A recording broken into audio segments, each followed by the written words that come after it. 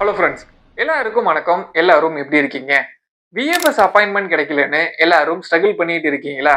என்னதான் நம்ம ஃபாரின்ல கஷ்டப்பட்டு ஜாப் கிடைச்சு ஒர்க் பெர்மிட்ல இருந்து எல்லா லெட்டரும் நம்ம கையிலேயே இருந்தாலும் இந்த விஎஃப்எஸ் அப்பாயின்மெண்ட் கிடைக்கிறது மட்டும் ரொம்ப கஷ்டமா இருக்கும். அப்பாயின்மெண்ட் தானே, ஏன் கொடுக்க மாட்டாங்க? எதனால க்ளோஸ் பண்ணி வச்சிருக்காங்க? இதுல என்ன அவங்களுக்கு ப்ராப்ளம் இருக்குன்னு தானே நீங்க நினைக்கிறீங்க? இதுக்கு பின்னாடி இருக்க ப்ராசஸ் பத்தி நீங்க கொஞ்சம் லைட்டா தெரிஞ்சுக்கணும். அப்பாயின்மெண்ட் யாரு குடுப்பா? எதனால க்ளோஸ் பண்ணி வச்சிருக்காங்க? எப்போ ஓபன் பண்ணுவாங்க? உங்களோட விசாவ அப்ரூவ் பண்ணலாமா இல்ல வேணாமாங்கிறத யாரு டிசைட் பண்ணுவாங்கிறத எல்லாமே சொல்றேன். நல்லா கேட்டுக்கோங்க. இந்த வீடியோ ஃபுல்லா பார்த்ததுக்கு அப்புறம் நீங்க யாருகிட்டயும் எதுக்கும் டவுட்டுக்காக போய் நிக்க வேண்டியதில்ல. உங்களுக்கே கிளியரா புரிஞ்சிருக்கும். ஃபர்ஸ்ட் நீங்க விஎஃப்எஸ்க்கும் எம்பசிக்கும் உண்டான டிஃபரன்ஸை நீங்க தெரிஞ்சுக்கோங்க. ரெண்டுமே ஒண்ணு கிடையாது. விஎஃப்எஸ்னா உங்களோட விசா ப்ராசஸ்க்கு ஹெல்ப் பண்ற ஒரு சர்வீஸ் சென்டர். உங்களுக்கு விசா கொடுக்கலாமா வேணாமாங்கிற டிசிஷன் இவங்களால எடுக்க முடியாது. எம்பசினா அந்த கண்ட்ரியோட அபிஷியல் கவர்மெண்ட் ஆபீஸ் அங்க இருக்கும். இவங்க தான் உங்களுக்கு விசா கொடுக்கலாமா வேணாமாங்கிற டிசிஷன் எடுப்பாங்க. ஃபுல் அத்தாரிட்டி எம்பசி கிட்ட மட்டும்தான் இருக்கும். எனக்கு மெசேஜ் பண்ற எல்லாரும் ப்ரோ விஎஃப்எஸ்க்கு அப்பாயின்மெண்ட் கிடைக்க மாட்டேங்குது, க்ளோஸ் பண்ணி வச்சிருக்காங்க, என்னதான் ப்ராப்ளம் சொல்லி கேக்குறீங்க. நம்ம அப்பாயின்மெண்ட் புக் பண்றது என்னமோ விஎஃப்எஸ் வெப்சைட் தான். ஆனா ஃபுல் கண்ட்ரோல் எம்பசி கிட்ட இருந்து தான் வரும். அப்பாயின்மெண்ட் எப்போ ஓபன் பண்ணணும், அப்பாயின்மெண்ட் எப்போ க்ளோஸ் பண்ணணும், ஒரு நாளைக்கு எவ்வளவு அப்ளிகேஷனுக்கு அப்பாயின்மெண்ட் கொடுக்கணுங்கிறத ஃபுல் கண்ட்ரோல் எம்பசி கிட்ட இருந்து தான் வரும். இப்போ நீங்க விஎஃப்எஸ் ஆபீஸ்க்காக எவ்வளவு நாள் வெயிட் பண்ணிட்டு இருக்கீங்கன்னு மறக்காம கமெண்ட்ல சொல்லுங்க. விஎஃப்எஸ் அப்பாயின்மெண்ட் ஏன் க்ளோஸ் பண்ணி வச்சிருக்காங்கன்னு தெரியுமா? சம்டைம்ஸ் நிறைய பேரு ஒரே டைம்ல புக் பண்ணி வச்சிருப்பாங்க. அதனால ஸ்லாட் ஃபுல்லா இருந்திருக்கும். எம்பசியோட கெப்பாசிட்டி லிமிட் ஸ்லாட் எவ்வளவு இருக்கோ ஒரு நாளைக்கு அவ்வளோ அப்ளிகேஷன்ஸ் மட்டும்தான் அவங்க ப்ராசஸ் பண்ணுவாங்க. சம்டைம்ஸ் ஏஜென்சில இருந்து பல்க் புக்கிங் பண்ணுவாங்க. அதனாலையும் ஸ்லாட் வந்து ஃபுல்லா இருக்கும். இப்ப சம்மர் டைம்ங்கிறதுனால நிறைய பேரு டூரிஸ்டர் போறதுக்காக அவங்களோட அப்ளிகேஷனும் இருக்கும். பிளஸ் ஸ்டூடெண்ட்ஸ் விசா இருந்தாங்கன்னா அவங்களும் அப்ளை பண்ணியிருந்திருப்பாங்க. பிளஸ் ஒர்க்குக்காக போறவங்களும் எல்லாரும் அப்ளை பண்ணியிருந்திருப்பாங்க. எல்லாரும் சேம் டைம்ஸ் அப்ளை பண்றதுனால ஸ்லாட் வந்து கிடைக்கிறதுல ரொம்பவே கஷ்டமா இருக்கும்.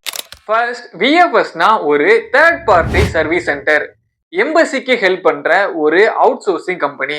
இவங்க என்ன பண்ணுவாங்க அப்படின்னா உங்களோட டாக்குமெண்ட்ஸ் எல்லாத்தையும் கலெக்ட் பண்ணுவாங்க, பயோமெட்ரிக்ஸ் எடுப்பாங்க, உங்களோட போட்டோஸ் அண்ட் ஃபிங்கர் பிரிண்ட்ஸை கலெக்ட் பண்ணுவாங்க, அப்பாயின்மெண்ட் புக்கிங்கை விஎஃப்எஸ்ல மேனேஜ் பண்ணுவாங்க, உங்களோட டாக்குமெண்ட்ஸ் எல்லாத்தையும் கலெக்ட் பண்ணி எம்பசிக்கு ஃபார்வர்ட் பண்ணுவாங்க, பிளஸ் உங்களோட பாஸ்போர்ட்டை கொரியர்ல சென்ட் பண்ணுவாங்க. இது எல்லா ப்ராசஸையும் விஎஃப்எஸ்ல அவங்க மேனேஜ் பண்ணுவாங்க. இப்ப எம்பசில என்ன பண்ணுவாங்க அப்படின்னா விஎஃப்எஸ்ல இருந்து வந்த உங்க டாக்குமெண்ட்ஸை எம்பசில ரிசீவ் பண்ணுவாங்க.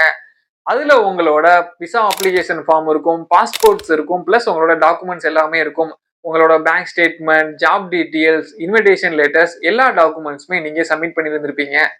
எம்பசி ஆபீசர்ஸ் உங்களோட டாக்குமெண்ட்ஸ் எல்லாத்தையும் A to Z கிளியரா செக் பண்ணுவாரு. உங்களோட பேங்க் ஸ்டேட்மெண்ட் ஜென்யூனா இருக்கான்னு பார்ப்பாரு. உங்களோட ஜாப் டீட்டெயில்ஸ், சேலரியில இருந்து உங்களோட இன்விடேஷன் லெட்டர்ஸ் கரெக்டா இருக்கான்னு செக் பண்ணுவாரு. இதுல எதுவும் அவருக்கு டவுட் இருந்து எதுவும் மிஸ்மேட்ச் ஆச்சு அப்படின்னா அவரு உங்களோட விசாவை ரிஜெக்ட் பண்ணிடுவாரு. ரொம்ப முக்கியமான விஷயம், பேக்ரவுண்ட் செக் பண்ணுவாங்க. நீங்க ப்ரீவியஸ் ஹிஸ்டரி எங்கெல்லாம் டிராவல் பண்ணியிருக்கீங்க, இதுக்கு முன்னாடி விசா ரிஜெக்ஷன் எதுவும் உங்களுக்கு நடந்திருக்கா, இமிகிரேஷன்ல எதுவும் உங்களுக்கு ப்ராப்ளம் இருக்கான்னு சொல்லி எல்லாமே செக் பண்ணுவாங்க. நீங்க அந்த கண்ட்ரிக்கு ஏன் போறீங்கன்னு சொல்லி எல்லாமே செக் பண்ணுவாங்க. நீங்க ஸ்டடீஸ்க்காக போறீங்களா, இல்ல ஒர்க்குக்காக போறீங்களா, இல்ல டூரிஸ்டரா போறீங்கன்னு சொல்லி எல்லாமே செக் பண்ணுவாங்க. நீங்க கொடுத்திருக்க டாக்குமெண்ட்ஸும் அந்த பர்பஸ்க்கு மேட்ச் ஆகுதான்னு செக் பண்ணுவாங்க. நீங்க டூரிஸ்ட் விசால போனீங்க அப்படின்னா அதுக்குண்டான டாக்குமெண்ட்ஸ் கொடுத்துருக்கணும். ஒர்க்குக்காக போனீங்க அப்படின்னா அதுக்குண்டான டாக்குமெண்ட் சப்மிட் பண்ணியிருந்திருக்கணும். இல்ல ஸ்டடீஸ்க்காக போறீங்க அப்படின்னா அதுக்கு உண்டான டாக்குமெண்ட்ஸ் நீங்க சப்மிட் பண்ணியிருந்திருக்கணும். சப்போஸ் அவங்களுக்கு எதுவும் டவுட் இருந்துச்சு அப்படின்னா அவங்க உங்களுக்கு இன்டர்வியூ அரேஞ்ச் பண்ணுவாங்க. நீங்க என்ன பர்பஸ்க்காக அங்க போறீங்க அப்படின்னு நீங்க கிளியரா எக்ஸ்பிளைன் பண்ணிட்டா போதும். வேற எதுவும் பெருசா இருக்காது. ஃபைனலி உங்களோட டாக்குமெண்ட்ஸ் எல்லாத்தையும் எம்பசில வெரிஃபை பண்ணி முடிச்சதுக்கு அப்புறம் உங்களுக்கு விசா கொடுக்கலாமா இல்ல வேணாமான்னு அவங்க டிசைட் பண்ணிடுவாங்க. உங்களோட விசா ப்ராசஸ்க்கு எம்பசி தான் காரணமே தவிர விஎஃப்எஸ் கிடையாது. ஃபுல் கண்ட்ரோல் எம்பசி கிட்ட மட்டும்தான் இருக்கும். உங்களோட விசா அப்ரூவ் ஆனதுக்கு அப்புறம் உங்களோட பாஸ்போர்ட்ல விசா ஸ்டாம்ப் பண்ணிட்டு அகைன் அவங்க உங்களோட பாஸ்போர்ட்டை விஎஃப்எஸ்க்கு ஃபார்வர்ட் பண்ணுவாங்க. விஎஃப்எஸ்ல இருந்து தான் உங்களுக்கு கொரியர்ல அவங்க சென்ட் பண்ணுவாங்க. இன்னும் உங்களுக்கு சிம்பிளா சொல்லணும் அப்படின்னா உங்களோட டாக்குமெண்ட்ஸ் எல்லாத்தையும் விஎஃப்எஸ்ல கலெக்ட் பண்ணுவாங்க. விஎஃப்எஸ்ல இருந்து எம்பசிக்கு ஃபார்வர்ட் பண்ணுவாங்க. உங்க டாக்குமெண்ட்ஸ் எல்லாத்தையும் வெரிஃபை பண்ணி முடிச்சதுக்கு அப்புறம் எம்பசில டிசிஷன் எடுப்பாங்க. அகைன் எம்பசில இருந்து உங்களோட பாஸ்போர்ட்டை விஎஃப்எஸ்க்கு ஃபார்வர்ட் பண்ணுவாங்க. விஎஃப்எஸ்ல இருந்து தான் உங்க வீட்டுக்கு கொரியர்ல அவங்க பாஸ்போர்ட் சென்ட் பண்ணுவாங்க. எந்த டிசிஷன் எடுத்தாலும் எல்லாமே எம்பசி தான் பண்ணுவாங்களே தவிர விஎஃப்எஸ்ல அவங்க பண்ண மாட்டாங்க.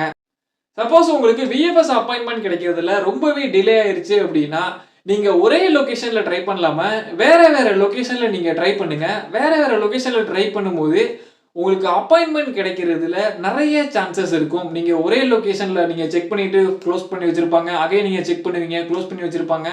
வேற வேற லொகேஷன், முக்கியமா லாங்ல இருக்கிற லொகேஷன் நீங்க ட்ரை பண்ணும்போது உங்களுக்கு அப்பாயின்மெண்ட் கொஞ்சம் சீக்கிரம் கிடைக்கும். என்னோட அனுபவத்துல நான் சொல்றேன். இப்போ உங்களுக்கு ஃபுல் கிளாரிட்டி கிடைச்சிருக்கும்னு நினைக்கிறேன். விஎஃப்எஸ்ல என்ன பண்ணுவாங்க, எம்பசில என்ன பண்ணுவாங்க, ரெண்டுத்துக்கும் உள்ள டிஃபரன்ஸ் என்ன, அப்பாயின்மெண்ட் எதனால க்ளோஸ் பண்ணி வச்சிருக்காங்கன்னு சொல்லி உங்களுக்கு எல்லாமே புரிஞ்சிருக்கும்னு நினைக்கிறேன். இந்த மாதிரி யூஸ்ஃபுல் இன்ஃபர்மேஷனுக்கு நம்ம சேனலை சப்ஸ்கிரைப் பண்ணி வச்சுக்கோங்க. வீடியோ பிடிச்சதா லைக் பண்ணுங்க, கமெண்ட் பண்ணுங்க, உங்க ஃப்ரெண்டுக்கு ஷேர் பண்ணுங்க. அடுத்த வீடியோல உங்களை வந்து சந்திக்கிறேன். சாவ்.